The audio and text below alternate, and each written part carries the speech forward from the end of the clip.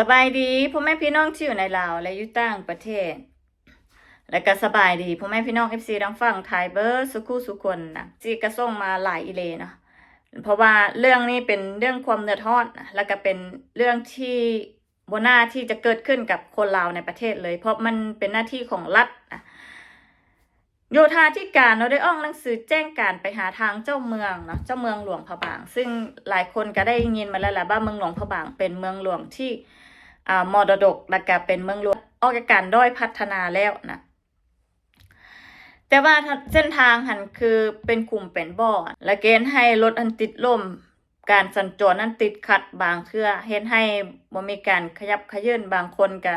ได้ไปนอนแฮมทั้งคืนเลยหนังสือแจ้งการจากโยธาเนาะที่เขาประกาศไปหาทางเจ้าเมืองนะให้เจ้าเมืองหันปลุกกระโดมประชาชนออกมาซ่อมแปลงถนนหนทางเองนะในใบแจ้งการหันจะอ่านแต่อันเรื่องที่สำคัญไปเลยเด้อนะเขาบอกแผนกโยธาธิการขนส่งแข่งหลวงน้ำทาขอถือเป็นเกียรติเฮียนเสนอเป็นยังท่านเจ้าเมืองนครภายในแข่งหลวงพระบางเส้นทางหลวงแห่งชาติเลขที่ 13N เลขที่ IC และเลข C และเลข CB และก็เลข 7 และก็เลข 22นะในระยะผ่านมางบประมาณเบียกบัวละพารักษาเส้นทางแห่งชาติด้วยแรงงานประชาชนและกระทรวงโยธาได้จัดสรรเข้าในเวียกซ่อมแปลงแบบมอบหน้าที่3 ปีนะปี2022หาปี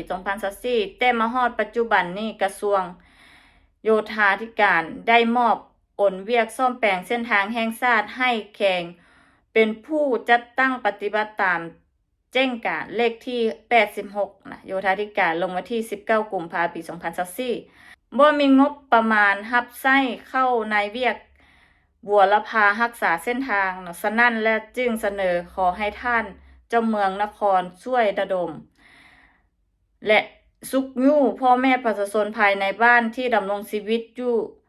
เรียบตามเส้นทางหลวงแห่งชาติคือผู้ใดที่อาศัยอยู่ตามเส้นทางให้เอาพวกนั้นออกมาซ่อมแปลงถนนหนทางเอง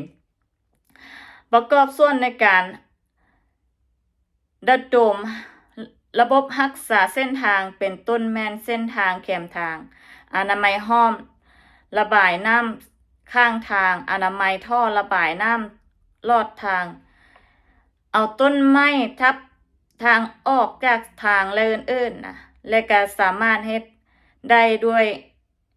แรงงานของประชาชนเพื่อลดพ่อนงบประมาณของรัฐ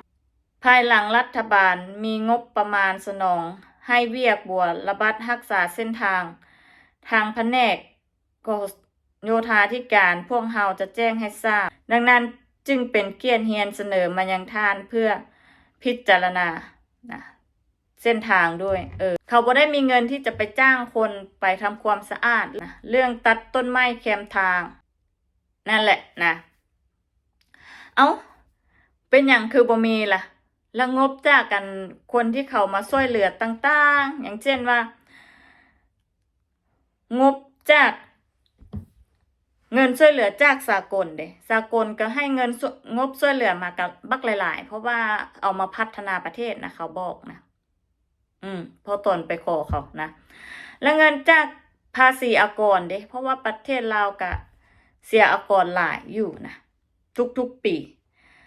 แล้วบัดนี้เงินจากขายทรัพยากรธรรมชาติแห่ธาตุต่างๆที่อยู่ในประเทศเอาไปใส่ประเทศลาวมีงบประมาณเข้าบักหลายๆนะบ่แม่นบ่มีงบประมาณบ่แม่นบ่มีรายรับแต่มีรายรับแต่เงินพวกนั้นเอาไปใส่เบิดนะ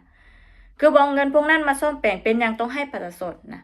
อันนี้เพราะความเคยชินที่พวกเขาเห็นประชาชนซ่อมแปลงเส้นทาง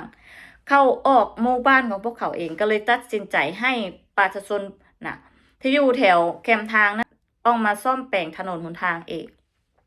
ทั้งที่ประชาชนหันหลายคนเดี๋ยวนี้เขาบ่ได้นำไส้เส้นทางพวกนั้นแล้วคนที่นำไส้เส้นทางพวกนั้นก็คือรถบรรทุกรถแก้สิ่งของ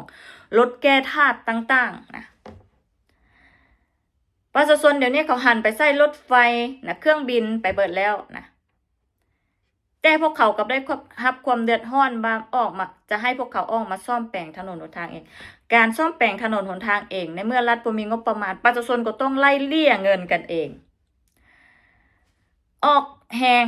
ออกเงินกันเองซ่อมแปลงทั้งที่พวกเขาเป็นคนอาศัยอยู่แถวนั้นนะแล้วคนที่ในทางเป้เพก็คือรถบรรทุกเป็นอย่างบองเงินจากการเก็บจากรถบรรทุกพวกนั้นเอามาซ่อมแปลงถนนหนทางเองในเมื่อรถบรรทุกพวกนั้นให้ได้ถนนหนทางเป้เพนะลำพังประชาชนหันใช้รถใช้ถนนมันบ่ได้เพนะทางที่ซ่อมแปลงแล้วนะโยธาธิการเนี่ยซ่อมแปลงถนนหนทางหันกะเฮ็ดแต่ตามงบประมาณนะเฮ็ดไปหน้าทางหลังเพเฮ็ดไปหน้าทางหลังเพช่วงนี้ช่วงหน้าฝนนะ